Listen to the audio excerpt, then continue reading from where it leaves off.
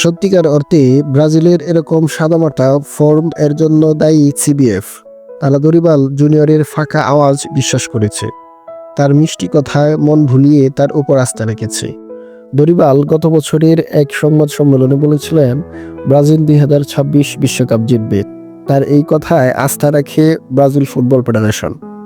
কিন্তু তাদের এই আস্থার মাসুল দিতে হচ্ছে তাদের, এবং যদি তাকে দ্রুততম সময়ের মধ্যে না সরানো হয় তাহলে অবস্থার অবনতি হওয়া অস্বাভাবিক ব্যাপার হবে না। চলুন দেখে আসি দরিবাল জুনিয়রের অধীনে ব্রাজিল কেমন পারফর্ম করেছে। দরিবাল জুনিয়র ব্রাজিলের দায়িত্ব গ্রহণ করেন 10 জানুয়ারি 2024 সালে।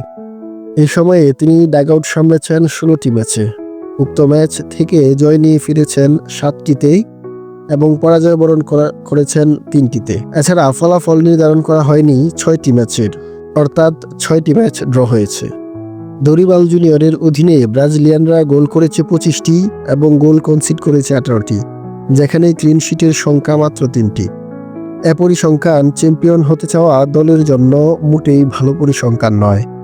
ব্রাজিলের এ মুহূর্তে এমন একজন কোচের দরকার যে কিনা সমস্ত ব্রাজিলিয়ান ফুটবলারকে এক সূত্রে গেঁথে সামনে এগিয়ে যাওয়ার ভাবনায় থাকবে। জয় পরাজয়ে অতি উৎসাহী হওয়া থেকে দূরে থাকবে এবং গণমাধ্যমে কথা বলায় লাগাম টানতে হবে, কেননা একটি বেফাঁস মন্তব্য একই সাথে নিজের এবং টিমের মানসিক চাপ তৈরি করতে পারে। 2026 বিশ্বকাপের যেহেতু আর দীর্ঘ সময় বাকি নেই, তাই ব্রাজিলের ম্যানেজার হিসেবে হোসে মরিনহো কিংবা জিনেদিন জিদান এর মতো চ্যাম্পিয়ন মেন্টালিটির লোক প্রয়োজন।